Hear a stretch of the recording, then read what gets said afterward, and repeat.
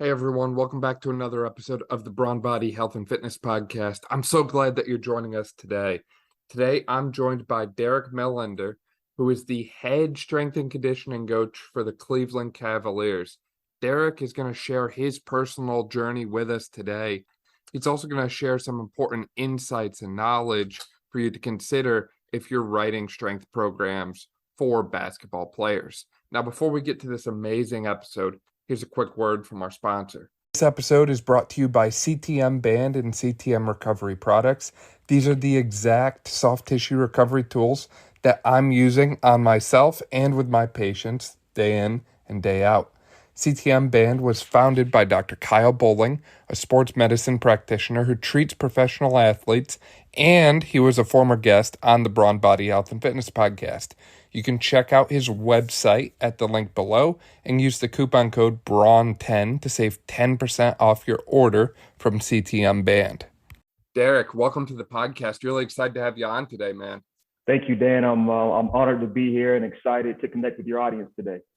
So for people who aren't familiar with you and your journey to where you're currently at with the Cleveland Cavaliers, would you mind kind of filling us in a little bit about how you got into strength and conditioning and where you got started? Yeah, I think for me, how I got started was, as a kid, I loved the game of basketball. I grew up in a single parent home, spent quite a bit of time by myself in the Panhandle area in Florida. And basketball was my outlet. It's one of those sports that, you don't really have to have someone to participate, early on. So it was just, me and my hoop and my ball. And, I'd travel around the neighborhood, wherever I could go and just either find someone to play with, being an only child, or just, script, hitting game winners, in the backyard or at the park. So my love for strength and conditioning, I would say, started just as my love for basketball grew, and I knew, hey, this game is about, it's physical. This game is about being explosive. This game is about, being strong. This game is about being durable. This game is about recovering from injuries or not getting injured. And as I got older and went into high school and started playing sports, and you start getting little nagging things that happen to you, or just like, man, that's annoying that I rolled my ankle and I jammed my finger's swollen. I can't do what I want to do. So the mind started thinking like, well, like how could I have prevented that? Or, we had an athletic trainer that was treating us, and I would ask them questions like, hey, I'm just curious. Is there anything I can do to get this swelling out of my finger faster? Is there exercises? How about my ankle here? Is there anything I can do to help that not happen again? Or, my groin feels a little weak. Is there anything I can do to help strengthen my groin? Or like, what is that called? Like, why is that weak? So I think that, inquisitive mind about, performance and strength and conditioning started just as a kid, which is, wanting to jump higher. And, I grew up in a time where, a lot of my friends, we were like, who was going to be the first one in our group to dunk the basketball? And that was the thing for us, as kids, and we were all practicing, on smaller hoops, and, we wanted to be the first one in our group to dunk. So I would say that's how the inception started. That's where that seed started to plant, just being curious about how can I be a better, basketball player as a kid. That's awesome. I love that journey, and I love that exercise was kind of your go-to, as you said, your outlet. I feel like I have to ask though, were you the first one to dunk the basketball in your friend group? I wasn't the first, but I was definitely one of the first ones to grab the rim. And that was how everything's about a progression. So we got to grab the rim first, and that happened I think in the sixth grade. And then it was, hey, the tennis ball first, then at the time didn't have the biggest hand. So we're going to dunk the volleyball, and then we progressed, from so forth. So by the time I got to ninth grade, I was able to dunk, but it was a goal. It was cool. Again, it was just us playing around, hey, let's jump rope. Hey, I heard that if you wear this weighted vest, it can help you jump higher. Just kids sharing information, trying to figure it out. Yeah, trial and error. That's awesome. And throughout that whole time, you were able to bond closer to one another, and you're able to get better at basketball. I don't know too many high school freshmen that were dunking basketballs personally anyways. Yeah. Yeah, I think, I think it goes back to, being an only child and, your teammates, being like your family, your brothers, and just understanding how important that team dynamic is. So I think that cultivation of how I appreciate and understand now how sacred and powerful that locker room is for guys. I got a chance to experience that as a kid because it was my big support system. Right, right. It's more than a team, right? Your team is more than just inside of the walls of the locker room and the sport that you're playing. It's a lot of other life implications as well. That coach might have an impact on you that you carry with you forever moving forward, right? Like I still Right. remember good coaches that I had and bad coaches that I had. And I remember good teams that I was on and teams that didn't really have a good mindset and mentality. And the good ones, boy, do they stick with you. And the lessons you learn. Yeah, I agree. I mean, I never forget, our athletic director, he told me, he sat down with me going into my senior year and he said, you need to get stronger.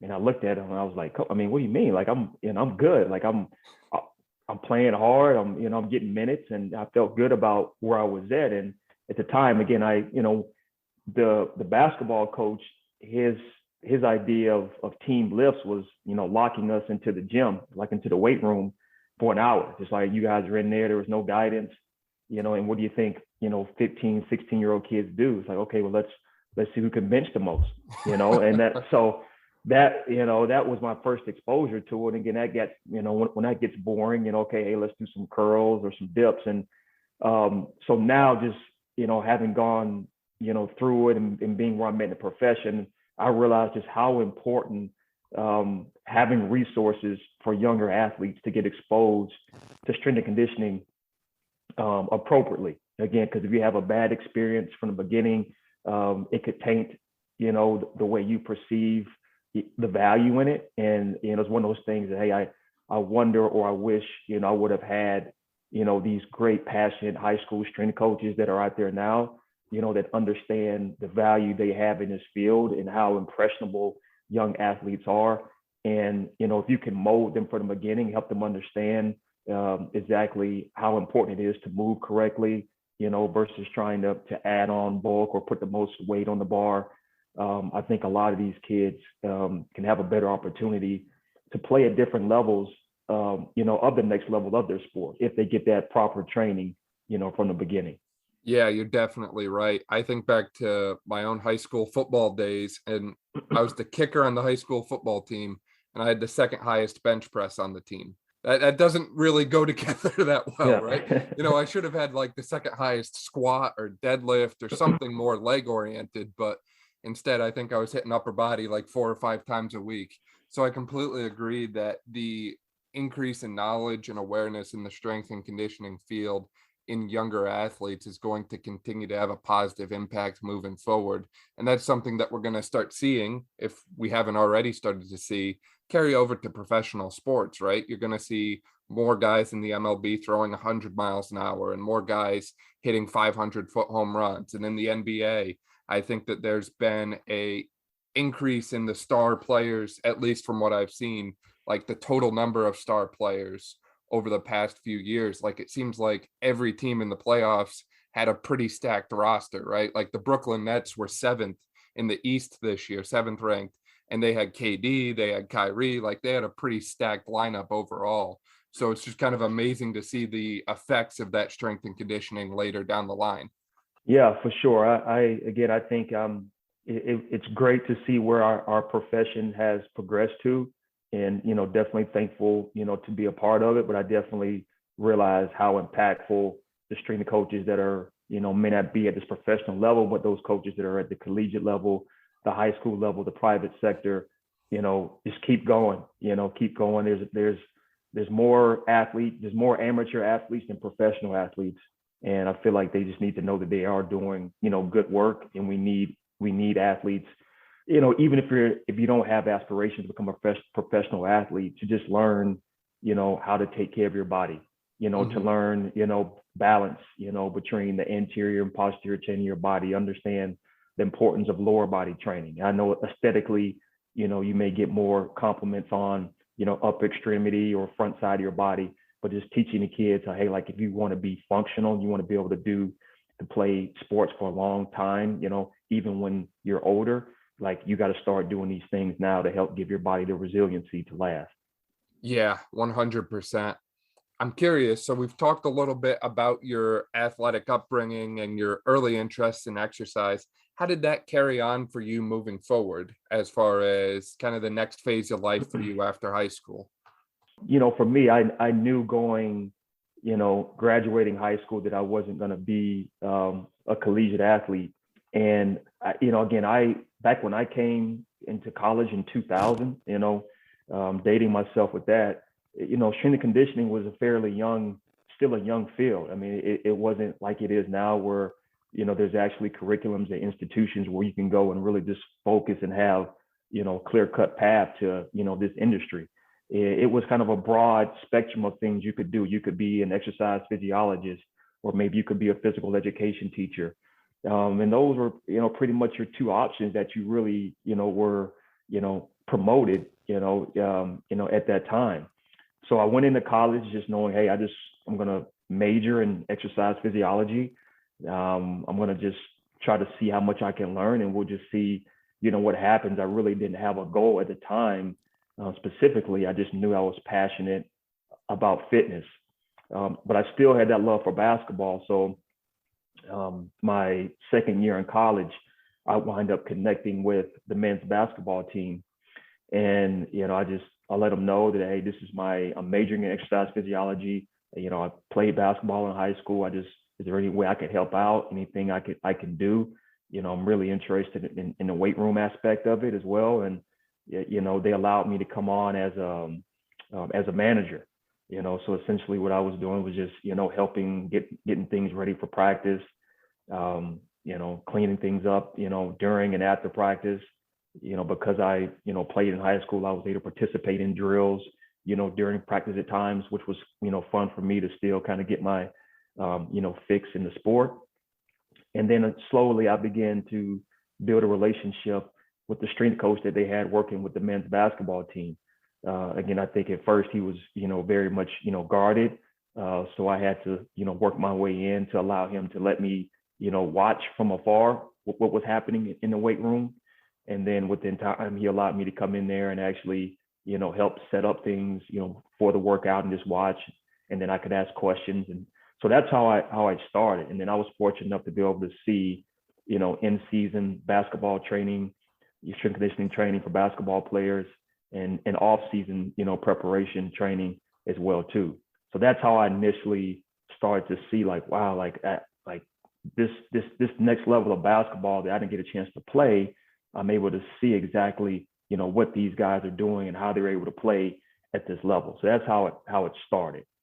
Right. And it sounds like you seeking out those extra opportunities paid dividends for you later on in your career, because you went on to pursue opportunities, I think, with the Cleveland Guardians baseball organization and a couple colleges in Cleveland as well. Is that correct? Yeah. So when I first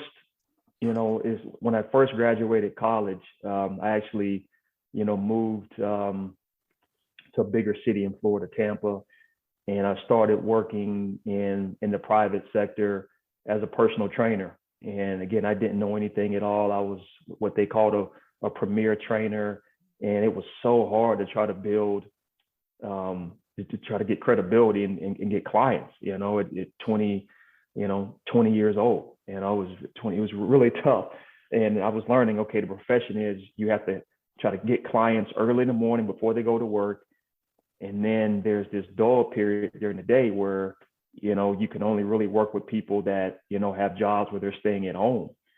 And I didn't have the experience yet to be able to work with that older client that may have had specific conditions that I hadn't been exposed to yet.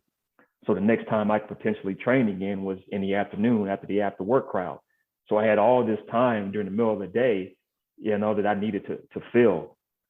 So I wind up finding an outpatient physical therapy facility that was looking for an exercise tech, and someone to help the physical therapist, with the rehab. So I applied for that. It was a full-time 40 hours a week with benefits. And And I was excited about that opportunity because the personal training, only had a few clients and I had just so much downtime and I needed to stay busy and I wanted to feel like I was being productive.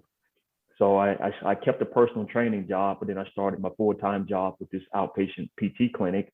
And I think it really molded, me in the profession because I started to learn the importance of injury prevention and thinking about, hey, improper programming or, lack of understanding, you are potentially putting athletes at risk or not preparing them for competition. So I started to see, ACL, rehabs, rotator cuff rehabs, shoulder, hip, labrum rehabs. Again, a lot of these things were, workers' comp issues, but we would get some high school athletes in there.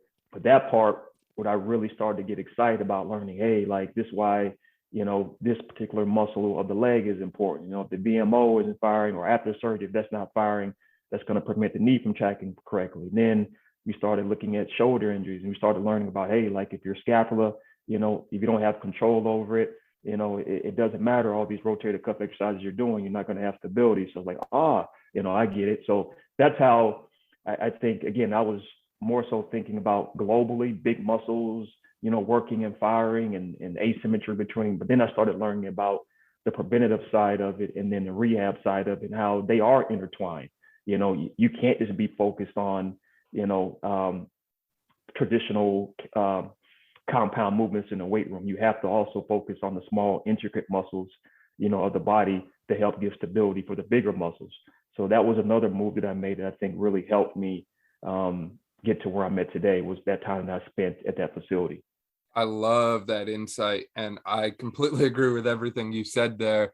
I've got kind of a similar background in that I've got the physical therapy degree and I've got the personal training exercise science background. And I think that a lot of people are, I'll say, afraid that physical therapy and strength and conditioning overlap a lot more than we think, right? In most physical therapy facilities, you walk in and they're giving, 3 sets of 10 or 3 sets of 15 of an exercise that's light. It's not really meant to overload the tissue in the same way as a bench press would. And there's value in it, but there's also not value in it. So there's value in the sense that you're getting what we call neuro re-education, right? I'm connecting my mind to the muscle in order to help use this better or use it more. But I also need to make sure that I overload, because if I just do the same thing over and over and over again, I'm probably not going to get anywhere, right? We know from strength and conditioning, if you stay at the same program, same resistance, everything like that, long term, you're not going to see the results that you want. So I love that you're able to kind of blend that physical therapy, rehabilitation, and preventative side of things in with the training, exercise, strength and conditioning realm. Because again, at least for me personally, I feel like that's an area that's not discussed enough. It's kind of a gray area that not enough people are in currently. And again, I'm not sure if that's just people being fearful or not knowledgeable or what the main thing is, but we need more people to kind of fill in that middle ground between PT and strength and conditioning, I think. Yeah, so I agree. I think, so having that experience, all it did was give me, the hunger, to want more, and I wanted to do more. It was frustrating at times in that environment because when we would get these, younger athletes in there, when we got to a point where it was time to do some more, dynamic, movements, insurance would no longer cover. And we just had to give them a take-home program and send them away. And that was kind of a bummer for me because now, that was the opportunity that I could actually do some of the things that I felt like, that I was better at, or that was, funner for me at that time in my career. So I kept chipping away at it. And then eventually, this is actually funny, my workout partner that I would work out with after work, and he said, hey, I actually have a friend, that he's the head strength coach for the University of South Florida, and they have positions there, and I don't know if that could help you, but I think you would do well in a team setting. And I said, okay, I check it out. So I actually reached out, to his friend and had a conversation with him. And he said, hey, all I have is right now is I have this internship program. It's unpaid internship program working with the football team. If you're interested in that, we can bring you in and interview you. interview you and we can see, how it goes from there. But just so you know, it is unpaid. And so I was like, okay, that's, I got to at least just have a conversation with them. So again, I went to the facility and to the campus and to the weight room, blown away. Again, it's just at the time when University of South Florida was converting over to the Big East, and I walked into this amazing, weight room with, racks, I feel like as far as the eye can see, and all this plate loaded equipment and overlooking the practice facility. So just blown away with that, even though I had the basketball experience, and this football environment was very intriguing to me, so I wind up interviewing, well enough for them to offer me the internship opportunity. And I had to make a decision. It was basically, quit the full-time job, with the benefits and stability, or go take on, this internship opportunity. And the only income I would have would be the personal training that I would be able to do maybe before or after my internship hours. So I wind up, quitting a full-time job and, taking this internship opportunity at the University of South Florida. And it was an amazing experience. It was a very competitive environment. It was probably at least 10 to 12, interns there with me. And it was fast paced and busy. And, I enjoyed every minute of it. I was so exhausted, every night when I got home, just from the constant, I'm learning and processing, moving, trying to help. And eventually, I would say a few months into it, the head strength coach called me in his office and he said, hey, the Yankees are looking for someone to help out for the spring training. It's just during spring training. It's just for these hours. And then when spring training is over, that will be it. But it is an opportunity for you to get some experience, in the field. And I thought about it and I just said, Coach, that, the only income I have coming in right now is just from this personal training. And I have to do it early in the morning before I come here. If I don't have that, I that's the only income I have. And I felt horrible saying that because I felt like, man, I was, closing the door on an opportunity, that he was giving me, but literally I had no other means. So I had to decline, so I was pretty bummed about that just because I didn't know if he would take that, like, I wasn't appreciative or like I wouldn't do whatever I could to make it work. So I just, kept working. Then he came back again and he said, hey, the Cleveland Indians, are looking for someone, for spring training, but also to go into a season with them, in the minor leagues. And I was like, wow, this baseball, opportunity thing, it just keeps coming my way. And I'm not, I wasn't looking for that, like I was really enjoying football. And obviously I had my passion for basketball, and baseball just kept coming up. So I said, sure, okay, I'll go have a conversation, because this one was a little different because it was a full-time, basically for a full season, I would be with my own team. And I thought that could be pretty cool, just to learn, more about that sport and what that programming looks like. So I went and I interviewed, and that was a very intimidating interview. The guy that, I interviewed with, stoic, demeanor, and there was a full room of these, established strength coaches, a very well organized, system there. And I was intimidated, but I wind up being able to interview well enough for them to offer me the job, and I wind up taking it. And so I spent 2 years, in the minor leagues in Major League Baseball, at the time with the Cleveland Indians. And it was an amazing experience for me. Again, playing basically 7 days a week, maybe you get 1 day off a week. We're traveling on buses, all up the Northeast, late nights. It's an experience. Anybody that's ever, worked in the minor leagues knows that it is a grind. And, you have limited resources, and it's all hands on deck with not just things that, you're interested in. You're not just worried about lifting guys. You have to help loading equipment on the bus, unloading equipment on the bus. You may be making you may be making peanut butter and jelly sandwiches for the guys, pregame. There's just, you're collecting gear and helping, making sure guys' clothes get washed.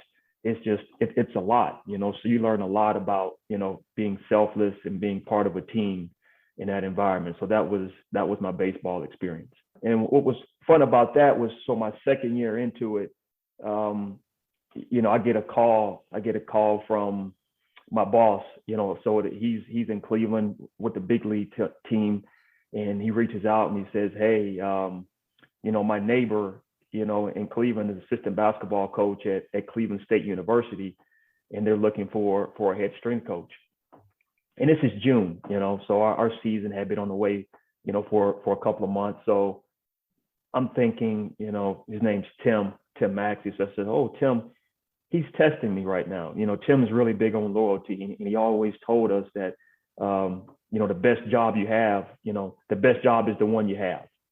So I said, hey, he's testing me. So I said, I think he knows that I love basketball, and, but I said, no, Tim, thank you. I appreciate the offer, for letting me know I'm locked in. I'm excited. The team's playing well. I'm hoping we can make a playoff run, that kind of thing. He says, no, like this is something serious, I know this guy, well, and, this could be a good opportunity for you. I know you've expressed interest in going back to school to get your master's. There may be some opportunity for you tied into this as well too. And again, I said, I don't know. I think, Tim, I said, thank you, Tim. I appreciate it. So then I called my coordinator, which is the person that I deal with, daily. I said, hey, Tim just called me, and I know he was testing me. And I told him no, but there's a job opportunity at Cleveland State, and he was asking me if I was interested. And he said, hey, wait a second, like, I've already spoke to Tim. This is serious. You have our support. If you want to go through with this, this is your window to do it right now. So, you have our support. If you want to look at it, go look at it. I said, wow, I never expected that. So I had no idea. I didn't know anything about Cleveland State University. So I was trying to quickly do some research and before I had to go interview. So I went and I interviewed, and again, I sat down with the head coach and some of his assistant coaches, and he had this vision board, Gary Waters, he had this vision board in his office over the next 5 years, what his plan was, how many games he wanted to win, what teams he wanted to play, the kind of players he wanted to recruit, and that he wanted to develop. And he had it all laid out. I was like blown. I had never, been exposed to that kind of, pitch before. And the conversation was going very well, to the point that he decided to bring the AD into the room. And then the AD came in, and he introduced himself to me. And I was like, wow, this guy, his presence, and the support they have, the resources, and then the women's basketball coach, she came in, she was telling me more about, her program and her background. And it was just a great experience for me. They actually offered me the job on the spot there. And I said, awesome. Whoa. I said, guys, I can't do that. I can't answer that now. I have to go back and I got to talk to Tim.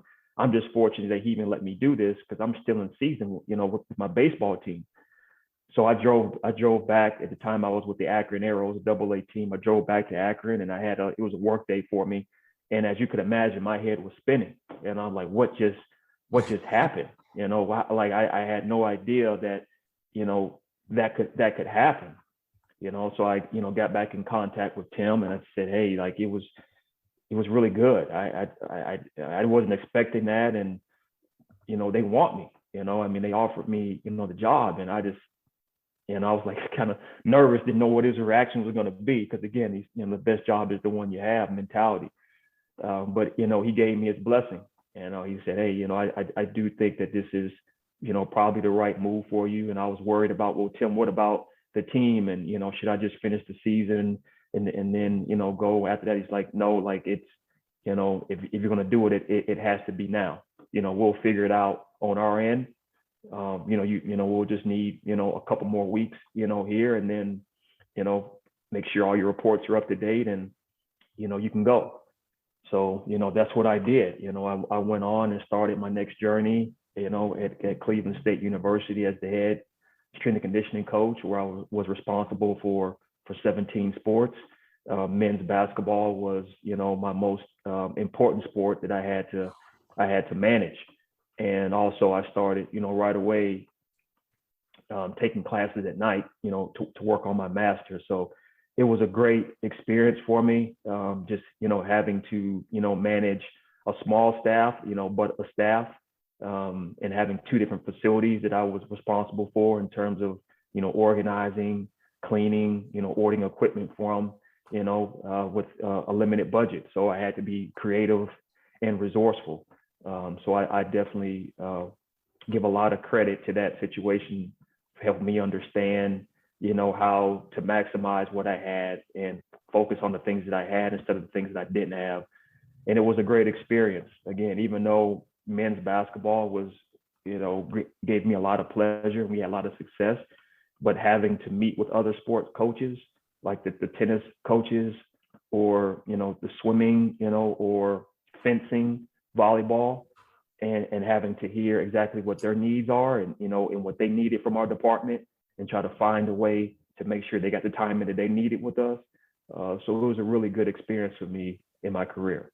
Yeah, that's incredible, Derek. And it seems like a lot of your opportunities presented themselves to you because of the kind of person you are. It seems like you have a very strong drive, a strong work ethic, and you just kind of worked for the betterment of everyone around you. You have that team mindset that we've talked about a few times.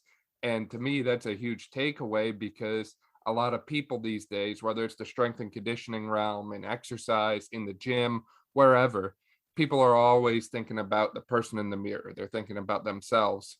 And it's kind of rare anymore, at least from my experience, that I see people like yourself that are giving freely to all of those around them, right? In the gym, people go in, they train, they leave, that's it. I don't often see people go into the gym and, talk to other people, engage with other people, and be like, hey, can I, do you need a spot for that? Or, hey, can I get a spot for this? Right? Like, more of the community approach, I'll say.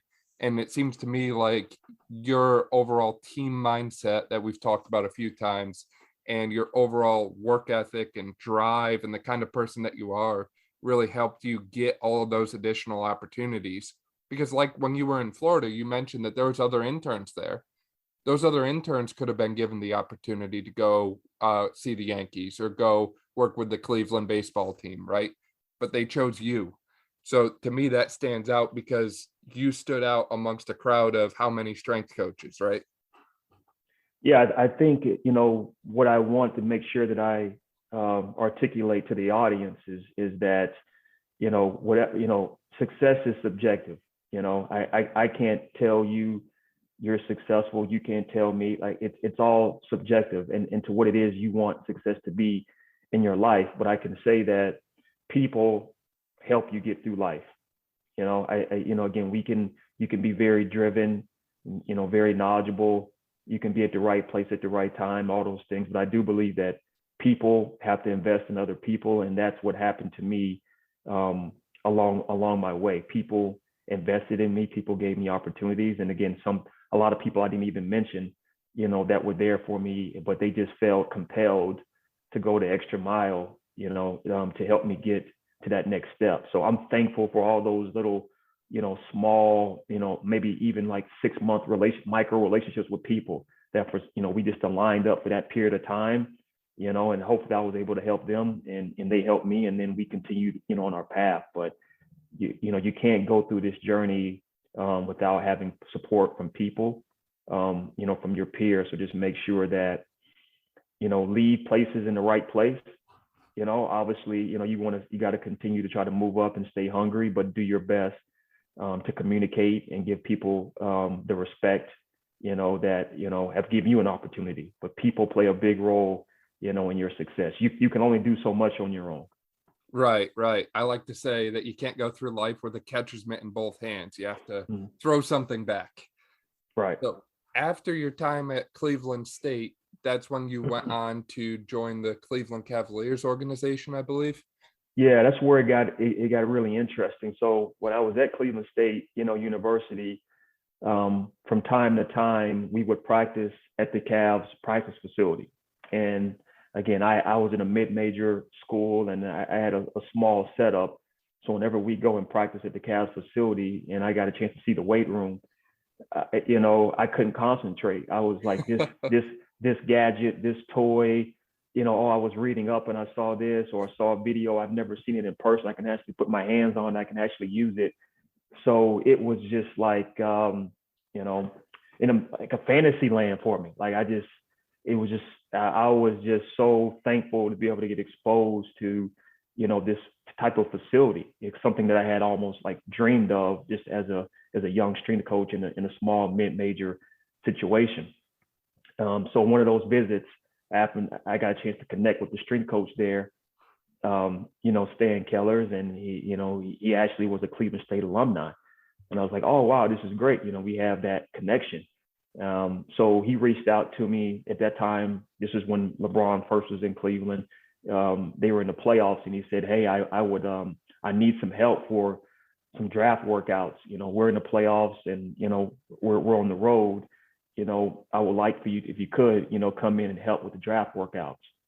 And I was like, sure, let me ask for permission and see if they'll let me, So I went to our athletic director and our head coach, and I said, hey, this is an opportunity. Hopefully, we can make it work. I can learn and bring some of these things back, and we can start using some of these same tools to help our guys. But I think it'll be great for me if I can be a part of the draft process. And they said, yeah, sure. Just obviously making sure it doesn't interfere with what you need to do here, but you can go do that.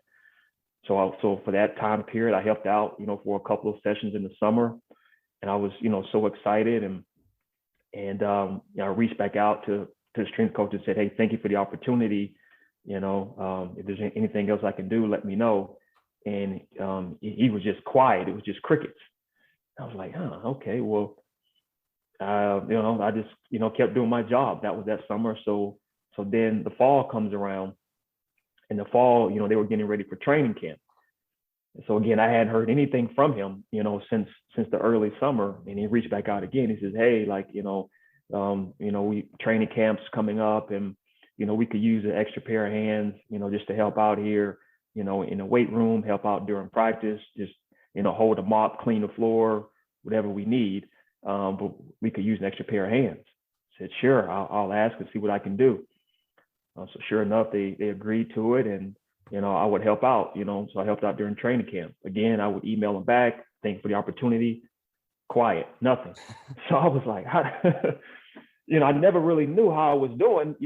I knew, hey, this was the second time that he reached back out, but there wasn't any dialogue, in between, those encounters.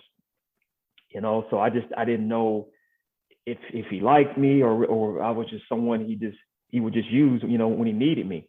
So I just kind of kept my head down and tried to keep focused on my situation there at Cleveland State. Our athletic director wound up getting a job at Georgetown University, and he left, which is a big deal for us because like one of our very own, is now going to the Big East, a bigger conference, and we're like, I feel like at that level, like when someone gets a promotion or gets to move on, like we all feel like we won, we all got, so we were all excited for him.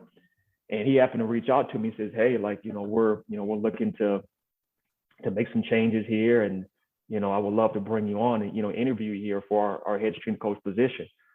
And I was like, yes, like that would be awesome. Like, Big East, all the history there in Georgetown, I think that would be amazing.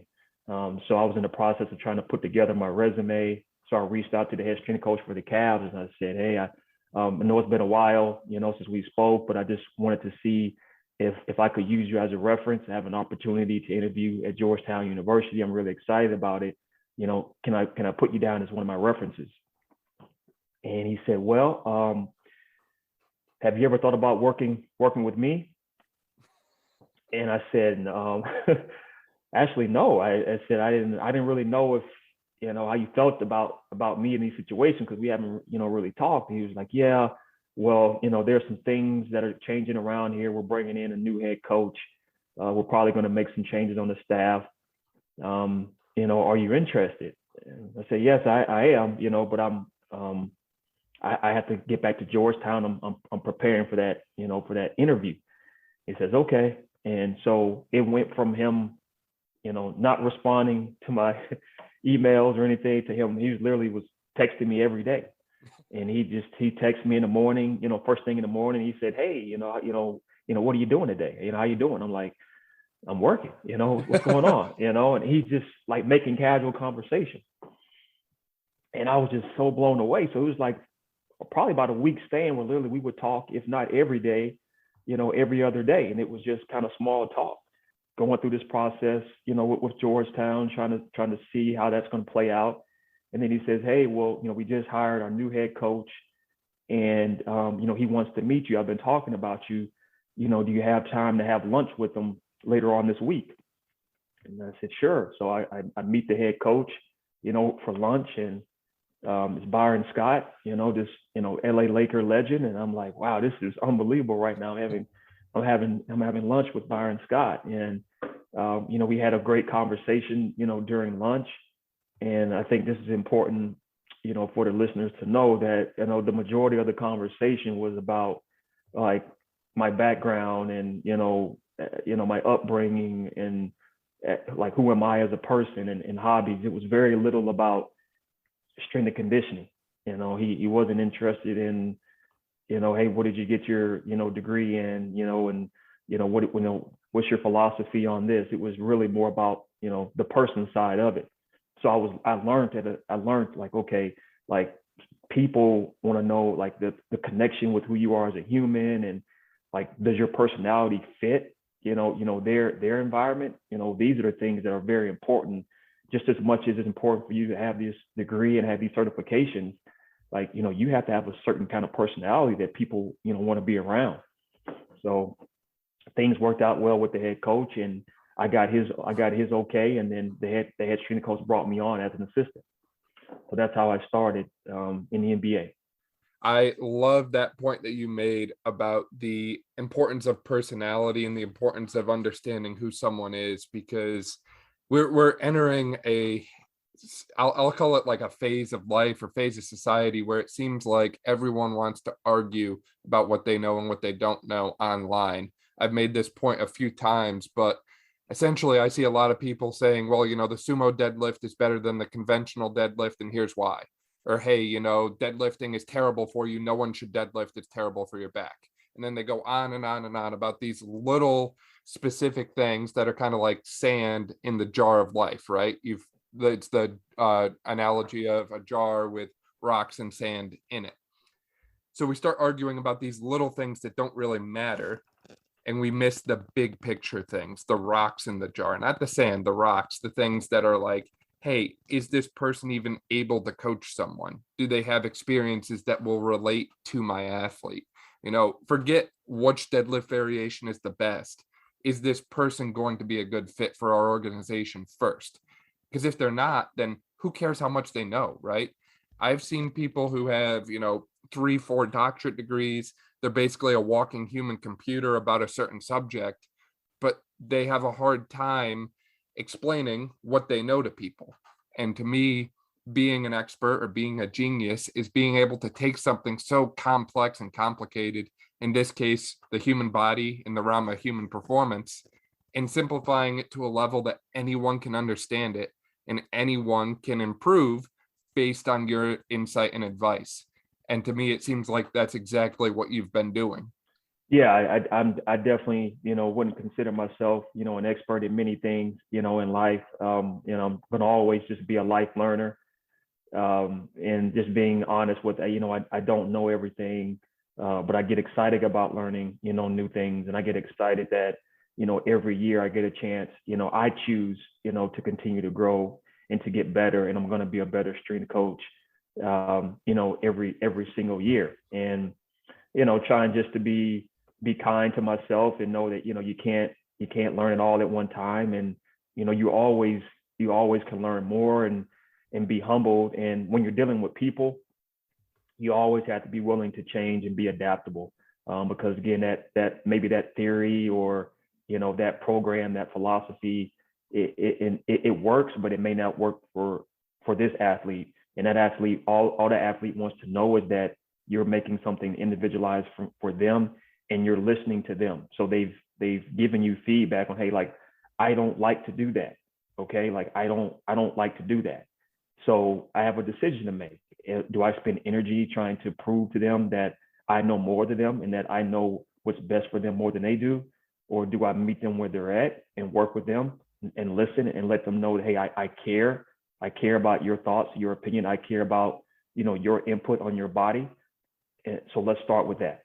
Let's start with that. Let me build your trust and let me show you that I'm willing to start where you're at. And then within time, the goal is to try to, give that athlete what I have, that I know, okay, hey, we're gonna continue to do these things that you're comfortable with, but I'm gonna slowly start adding these things into your program because I know, these things are gonna help you as well too. I'm not taking away these things right now that I know you really love or you've had success with, especially at the professional level. Like, hey, if a guy's already been in the league for a amount of time and they've had success, they've maybe won championships, they've been an all-star, it'd be very foolish of you to try to go in and try to extract things that have given them, given them success and part of their routine. So you got to just be patient with that in terms of building relationship and let the trust happen, but you can't force it. Right. And that trust goes beyond the connection and the performance too, right? Because you're connecting with the athlete in front of you, you're connecting with the person on an individual level. And that's going to carry over, well, one, in performance, but two, in injury prevention, right? If someone starts coming in and they say, hey, my lower back's really bothering me today. And you say, well, we've got 3-rep max squats program, so we need to do this, period. And you don't individualize the session each time to that specific athlete's needs or overall how they present, then you're really doing them a disservice and setting them up for catastrophe, for lack of a better way to put it, right? So I think that to that point, you have to hear out whoever you're working with, the athlete, the patient, the client, whoever, whatever setting it is, hear them out every single time they walk in and ask them, how are you doing today? And really get to the bottom of it. It only takes 30, 60 seconds to ask, hey, how are you doing? Did you sleep okay? Eat breakfast this morning, whatever, that way, because sometimes everything, all check marks go and, all systems go and you just take off with it. But sometimes you have someone who comes in and they say, hey, last night was rough. I only got 3 hours of sleep. I haven't eaten since, last night, pretty hungry. This is kind of sore and achy, and they're just down and out. And if you don't take the time to ask about those things, you might push someone through a session that's a lot more challenging than their body's able to withstand at that point. And being able to recognize sometimes it's bigger than just exercise or the programmed session for that day, and it's more about the person, I think, is a huge takeaway. Right. Yeah. And I again, it's just, some of the basic, communication, skills that you learn, hopefully at a young age. And hello, good morning, how are you? Pause, take a second, listen, process, and then move forward. So that's typically how, my day starts with our guys. That's awesome. So as far as working with some of the best basketball players in the world in the NBA, I'm curious, how does your exercise sessions or exercise programming look for them in general? Like, how would you program a workout for like a point guard versus a power forward or something along those lines? Yeah, so we, again, I got to go back to our team, that we have. We have a really talented group of performance staff that I work with, and from ATCs to physical therapists, nutritionists, massage therapists, sports science, specialists. So there's a lot of resources that I have access to help me take these guys through performance testing. So sports psychologists as well too. So again, there's a lot of different things that we assess from the very beginning to get baseline information, and that helps us to start with the programming process. So we do our part and collect the data, and then you have to have the ability to ask the athletes questions and trust in what they're going to give you. Even though I think we're very confident and we know that we're getting good information and we have a pretty good idea of what that athlete needs. Also, we have access to their injury history and we use all those things. But again, you can't miss the step of talking to the athlete for them to hey, like if that guy says, well, I just don't like lifting before practice. It's not me. or, hey, I don't like lifting the day before a game. It's just not me, So again, I think it's okay. I understand that. And I also know the schedule is fast paced and there's not a lot of time. And if that's what that player wants, then we got to figure out, like, how do we get these sessions in that we need to make sure that they're ready to go. So again, it's individualized, to answer your question, player by player, depending on exactly what their prior experiences have been, will dictate sometimes, what we're doing. If it's a veteran player or an experienced player, if it's a younger player, our goal is to basically, number one goal is to try to expose them to as many things as we can that's not overwhelming them when they first start, to help them start to develop a routine. It's one of the best things you can have as a young athlete, professional athlete, is a routine, because that can give you some stability in the highs and the lows. Okay, hey, maybe you had a bad game, but that's okay. We always get our lift in after the game. Okay, you had a good game. Okay, great. We always get our lift in after the game. So it gives them some sense of stability where, regardless of what happens on that court, this is something that you can control, your routine. So that's one of the big things that we try to do here with our young guys, is try to expose them to different ways. Hey, maybe we try lifting, on a practice day. See how that feels for you. Do you feel like you feel like you had enough time to recover? Do you feel like you were ready to play in the game?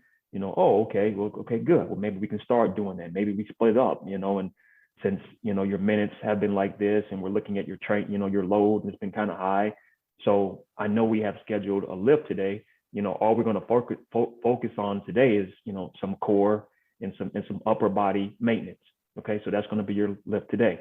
And I think, like, we're looking at the schedule, there may be an opportunity to get your lower body in on this day. How does that sound?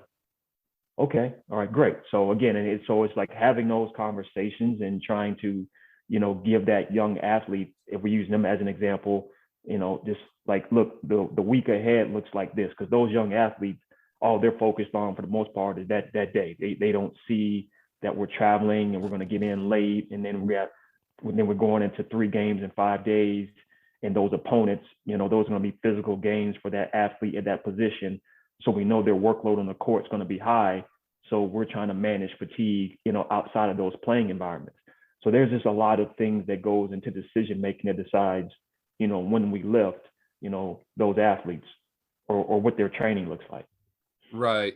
I'm curious too. You mentioned that travel plays a big role into the strength and conditioning, especially with the NBA, where you could be going from, Ohio, Cleveland there, all the way over to Philadelphia to play the 76ers, down to Miami to play the Heat, and then back to Cleveland or something like that.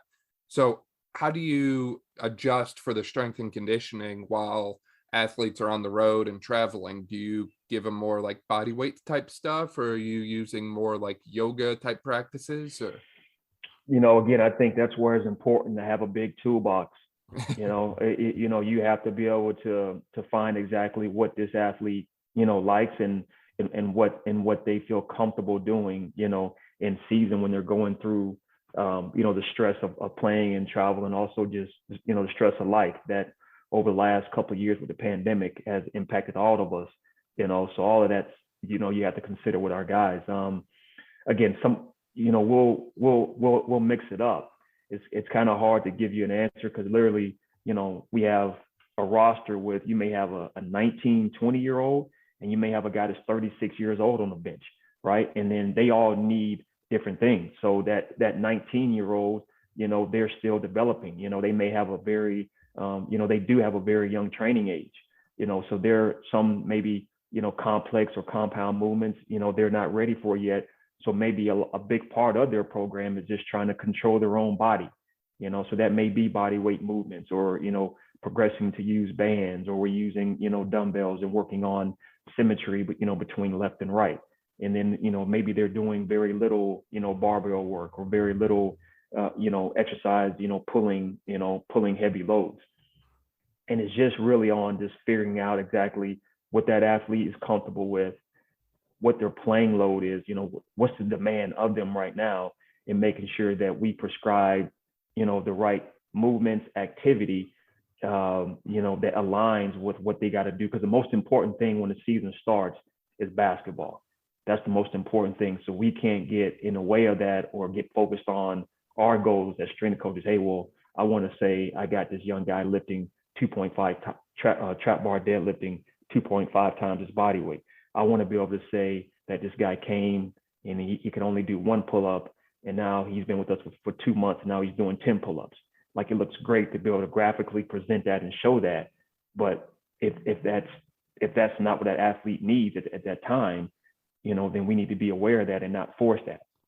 Right. And I think that goes to your point of individualization of programs, right? And with the sport of basketball or any sport in general, I think that's key, because a lot of common exercises we give people are not necessarily the most sport specific, right? So going back to what we talked about earlier with injury prevention and that sort of thing, almost every baseball player, baseball team that I've worked with in the past, I'll say 3-4 months, does some kind of arm care routine, except all of their arm care routine is down with their shoulder down low and their elbow in 90 degrees of elbow flexion. So their elbows down by their side. And when you look at baseball players, they don't throw down here. They don't throw the ball with their arm down by, their waist. They throw from up top. It's an overhead kind of throwing pattern. So naturally, it's the, simple suggestion of, hey, instead of doing your, rotator cuff exercises down here, let's move it up into like a 90-90 uppercut type position, because I can at least see that you're going to move through that position at some point in your throwing motion. And if that's not doing it, then, hey, let's move it back here where my elbow is back by my side more.